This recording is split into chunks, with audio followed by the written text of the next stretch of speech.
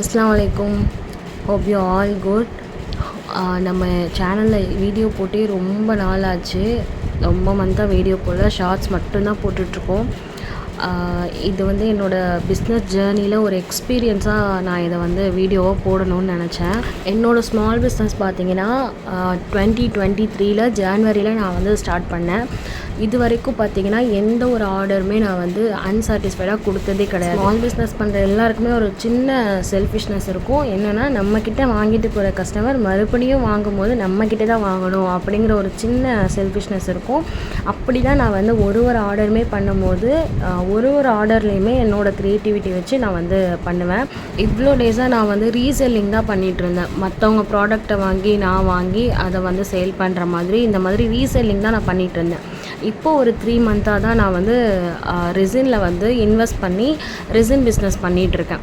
இப்போ இதில் வந்து நிறைய ஆர்டர்ஸ் வரும்போது நான் என்னோடய க்ரியேட்டிவிட்டி ஒரு ஆர்டர் வரும்போதும் ஒரு ஆர்டருமே ஒரே மாதிரி இருக்கக்கூடாது, வேறு மாதிரி இருக்கணும் அப்படின்னு நினச்சி தான் நான் ஒரு ஆர்டருமே எடுத்து பண்ணுவேன். அப்படி தான் லாஸ்ட் டைம் வந்து ரமலானுக்கு முன்னாடி எனக்கு வந்து ஒரு அனிவர்சரி ஹேம்பர் வேணும்னு சொல்லிட்டு ஒரு கஸ்டமர் வந்து ஆர்டர் பண்ணியிருந்தாங்க. லாஸ்ட் இயர் வந்து நான் என்னோடய சேனலில் வந்து பிக் பட்ஜெட் ஆர்டர்னு சொல்லி நான் ஒரு வீடியோ போட்டிருப்பேன். அதே கஸ்டமர் தான் இந்த இயரும் அவங்களோட அனிவர்சரிக்கு என்கிட்டயே ஹேம்பர் வந்து ஆர்டர் பண்ணியிருந்தாங்க. போன வாட்டி உள்ள மாதிரியே தான் அவங்க கேட்டிருந்தாங்க. பட் போன வாட்டி இருக்கிற மாதிரி இந்த வாட்டி நம்ம கொடுக்கக்கூடாதுன்னு சொல்லிட்டு இதில் வந்து க்ரியேட்டிவாக யோசித்து வேறு மாதிரி கொடுக்கலாம் அப்படின்னு சொல்லிட்டு நான் வந்து வேறு மாதிரி ட்ரை பண்ணேன். ஹார்ட் ஷேப்பில் ஏதாவது பண்ணி வேணும், ஹார்ட் ஷேப்பில் இருக்கணும் அப்படிங்கிற மாதிரி அவங்க ஹார்ட் ஷேப் வந்து மென்ஷன் பண்ணியிருந்தாங்க. நான் வந்து இது புது டிசைன், இது யாருமே வந்து அவ்வளோ சீக்கிரம் வாங்க மாட்டாங்க, எக்ஸ்பென்சிவ் தான் அப்படின்னு சொல்லிட்டு இது நான் வந்து கேட்டேன். இதுக்கு வந்து உடனே ஓகே சொல்லிட்டாங்க. ஓகே இது பண்ணலான்னு சொன்னோன்னே நான் வந்து ஹேம்பர் எப்படி ரெடி பண்ணேன்னா அவங்க அதில் சாக்லேட் ஃப்ளார் எப்போதும் வைக்கிற மாதிரி வைக்க சொல்லியிருந்தாங்க. இந்த ஹார்ட் ஹேங்கிங் டைப்பில் உள்ள இந்த ஃப்ரேமும் ப்ளஸ் வந்து வெள்ளி கொலுசும் ஆட் பண்ண சொல்லியிருந்தாங்க. இந்த ஹேம்பரில் இந்த ரெண்டும் முக்கியமாக இருக்கணும், மற்ற எல்லாமே உங்களோட சாய்ஸ் தான் அப்படிங்கிற மாதிரி சொல்லியிருந்தாங்க. அது எல்லாமே ஆட் பண்ணி ரெடி பண்ணி அதை வந்து சூப்பராக நம்ம வந்து கொடுத்தாச்சு. அதை பார்த்துட்டு இன்னொரு கஸ்டமர் வந்து என்னோட ஆனிவர்சரிக்கு எனக்கு வேணும் அப்படிங்கிற மாதிரி சொல்லியிருந்தாங்க. இதில் அவங்க எந்த கலரும் மென்ஷன் பண்ணல, எந்த ப்ராடக்ட்டும் மென்ஷன் பண்ணல. இதில் நீங்கள் எல்லாமே உங்களோட ஐடியா வச்சு பண்ணுங்கள் அப்படிங்கிற மாதிரி சொல்லியிருந்தாங்க. மேபி கலர் அவங்க எல்லாமே கலர் எல்லாமே ஸ்பெசிஃபிக்காக சொல்லியிருந்தா கூட இந்த மாதிரி அன்சாட்டிஸ்ஃபைட் ஆர்டராக ஆயிருக்குமான்னு எனக்கு தெரியல. இந்த ஹேம்பர் ஃபுல்லாகவே என்னோட ஐடியாவில் இருந்ததுனால என்னோட ஐடியாவில் என்ன இருந்துச்சுன்னா இந்த ஹேம்பர் வந்து அக்ரிலிக் பேக்கில் நம்ம ப்ரெசென்ட் பண்ணலாம், அக்ரிலிக் பேக்கில் கொடுக்கலாம் அப்படிங்கிற மாதிரி நான் வந்து பிளான் பண்ணியிருந்தேன். மற்றபடி இது வரைக்கும் foam board box, foldable box அந்த மாதிரி ஹேம்பர் தானே பண்ணியிருக்கோம். இது வந்து கொஞ்சம் டிஃப்ரெண்ட்டாக அக்ரிலிக் பேக்கில் கொடுக்கலாம் அப்படிங்கிற மாதிரி நான் பிளான் பண்ணியிருந்தேன். அதுக்காக அவங்க கொடுத்த டைமிங்கும் அதிகமாக இருந்ததுனால நான் அந்த பிளான் பண்ணியிருந்தேன். அக்ரிலிக் பேக்கும் ஆர்டர் பண்ணிவிட்டேன். அப்புறம் வந்து அதில் ஒட்டுறதுக்குள்ள ஸ்டிக்கர்ஸுமே ஆர்டர் பண்ணிவிட்டேன்.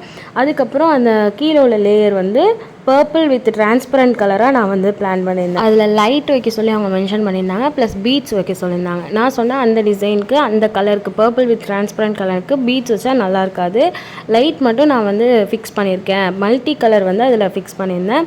மல்டி கலர் வந்து பார்க்க சூப்பராக இருந்துச்சு. அந்த பர்பிள் கலருக்கு மல்டி கலர் கொடுத்ததுனால நல்லா இருந்துச்சு. லாஸ்ட் டைம் பண்ண அந்த பிளாக் ஃப்ரேமுக்கு வந்து கோல்டு கலர் லைட் கொடுத்ததுனால அது வந்து பார்க்குறதுக்கு சூப்பராக இருந்துச்சு.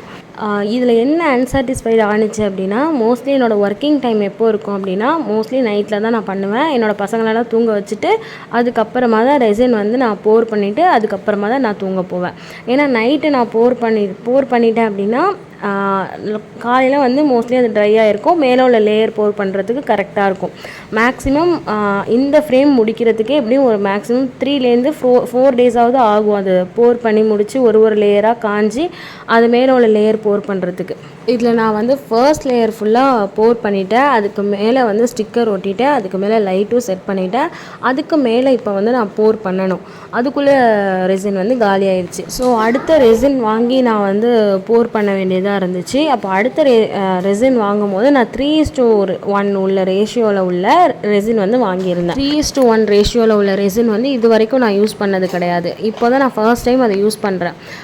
அது வந்து நல்லா தான் இருக்கும், பட் மிக்சிங்க்கு வந்து கரெக்டாக இருக்கும். மேலே உள்ள லேயருக்கு வந்து சரியாக வராது அப்படிங்கிறது இந்த ஃப்ரேம் நான் செய்யும்போது தான் நான் அதை வந்து எக்ஸ்பீரியன்ஸ் பண்ணேன். அதே மாதிரி தூங்க போகிறதுக்கு முன்னாடி நான் வந்து மேலே உள்ள லேயர் ஃபுல்லாகவே முடிச்சு வச்சுட்டு ஓகே காலையில் செட் ஆயிரும் அப்படிங்கிற ஒரு ஆசையோடு தான் நான் வந்து தூங்க போனேன். காலையில் வந்து பார்த்தப்போ ஃபுல்லாக வந்து பபுள் ஃபார்ம் ஆயிருந்துச்சு. ஃபுல்லாக பபுள் ஃபார்ம் ஆயிருந்தோன்னே நான் வந்து அதில் உள்ள லைட்டு வந்து போட்டு பார்த்தேன். அதில் உள்ள லெட்டர்ஸே வந்து தெரியல, ஃபுல்லாகவே மறைஞ்சிருச்சு. அந்த மாதிரி வந்து குட்டி குட்டி பபுள்ஸாக வந்து ஃபார்ம் ஆயிருந்துச்சு. அந்த லைட்டு போட்டால் மட்டும் அந்த பபுள்ஸ் வந்து மைன்யூட்டாக தெரிஞ்சிச்சு. அதுக்கப்புறம் இன்னொரு விஷயம் என்னென்னா, மறுநாள் நான் வந்து அவங்கக்கிட்ட கொடுக்கணும். அவங்க வந்து சொல்லிட்டாங்க, இஃப்தார் முடித்து நான் வந்து வாங்கிக்கிறேன், அதுக்குள்ளே ஹேம்பர் வந்து ரெடி பண்ணிடுங்க அப்படின்னு. இதில் வந்து ஃபுல்லாகவே எனக்கு இந்த ஆர்டர் வந்து கொலாப்ஸ் ஆன மாதிரி ஆயிடுச்சு. ஏன்னா நான் அப்போ ஆர்டர் பண்ண அக்ரிலிக் பேக்குமே வரல. இப்போ இந்த வீடியோ நான் யூடியூப்பில் போடுற வரைக்குமே அந்த அக்ரிலிக் பேக் இன்னும் எனக்கு வந்து ரிசீவ் ஆகலை. அதோட இஷ்யூ வந்து போயிட்டுருக்கு. ஓகே, லோக்கல்லே ஏதாவது ஹேம்பர் வாங்கிட்டு வந்து அதில் சாக்லேட்ஸ் வச்சு அதில் வேறு ஏதாவது ஆட் பண்ணி கொடுப்போம் அப்படிங்கிற மாதிரி யோசிச்சிருந்தேன். லோக்கலில் போய் ஹேம்பர்லாம் வாங்கிட்டு வந்துட்டேன். அந்த ஹேம்பருக்கு வந்து இந்த சாக்லேட் வச்சா நல்லாயிருக்கும் நான் ஒரு சாக்லேட் யோசித்தேன். அந்த சாக்லேட்டுமே இல்லை. அவங்க இஃப்தாருக்கு அப்புறம் 7 மணி 7:30 மணிக்கு வரேன்னு சொன்னாங்க. அது அப்போ வந்து நான் மதியானத்துக்கு மேலே தான் போய் ஹேம்பரு சாக்லேட்டு எல்லாமே நான் வந்து வாங்கிட்டு வந்திருந்தேன். அதுக்கப்புறம் இந்த ஹேம்பருக்குள்ள வேலைலாம் பார்த்துட்டு இருந்தேன். அதை வைக்கிறதுக்கு, அதை வந்து ஃபோட்டோ எடுக்கிறதுக்கு, வீடியோ எடுக்கிறதுக்கு எல்லாமே நான் பார்த்துட்டு இருக்கும்போது அதுக்கப்புறம் அந்த ஃப்ரேமை பார்க்குறேன். ஃப்ரேமில் உள்ள லைட் வந்து அருந்துருந்துச்சு. அவ்வளோதான். அதுக்கப்புறம் எனக்கு என்ன பண்ணுறதுனே தெரியல. இது வந்து அவங்களுக்கு டெலிவர் பண்ணுறதே எனக்கு ஒரு சேலஞ்சிங்கான விஷயமா இருந்துச்சு. ஓகே, அப்போனா ஆர்டரை வந்து கேன்சல் பண்ணிடலாம். இது கொஞ்சம் எக்ஸ்பென்சிவான ஆர்டர் தான், இருந்தாலும் பரவாயில்ல, பேமெண்ட் வந்து அவங்களுக்கே சென்ட் பண்ணிடலாம், இந்த ஆர்டரை வந்து கேன்சல் பண்ணிடலாம் அப்படிங்கிற மாதிரி நான் நினச்சேன். அப்புறம் அவங்ககிட்டயே நான் வந்து சொன்னேன், இந்த மாதிரி லைட்டு மட்டும் அருந்துருச்சு, இதுக்கு மேலே ஒன்றும் பண்ண முடியாது, ஆர்டர் வேணும்னா நான் கேன்சல் பண்ணிடுறேன் அப்படின்னு சொன்னோன்னா அவங்க சொன்னாங்க, பரவாயில்ல, லைட்டு தானே, லைட் இல்லைன்னா பிரச்சனை இல்லை, எனக்கு வந்து இன்றைக்கே கொடுத்துருங்க, நாளைக்கு நான் ஃபாரின் போகிறேன் அப்படின்னு சொன்னதுக்காக வேறு வழியே இல்லாமல் நான் வந்து இந்த ஆர்டரை அவங்களுக்கு நான் கொடுத்தேன். இந்த மாதிரி ஒரு சுச்சுவேஷன் இல்லை அப்படின்னா நான் வந்து இன்னும் ஒரு 2 days எடுத்துக்கிட்டு அவங்கக்கிட்ட டைம் கேட்டு எனக்கு லாஸ் ஆனாலும் பரவாயில்லன்னு சொல்லி நான் வேறு ஒரு நல்ல ஒரு பீஸாக அவங்களுக்கு செஞ்சு நீட்டாக ப்ரெசென்ட் பண்ணியிருப்பேன். இதுதான் என் பிஸ்னஸ் ஜேர்னியோட ஃபர்ஸ்ட் அன்சாட்டிஸ்ஃபைடு ஆர்டர் எக்ஸ்பீரியன்ஸ். இந்த மாதிரி சுச்சுவேஷன் உங்களுக்கு வந்துச்சுன்னா நீங்கள் என்ன பண்ணியிருப்பீங்கன்னு கமெண்ட்டில் சொல்லுங்கள். இந்த வீடியோ உங்களுக்கு பிடிச்சிருந்துச்சுன்னா லைக் பண்ணிவிட்டு என்னோட சேனலை சப்ஸ்கிரைப் பண்ணிக்கோங்க.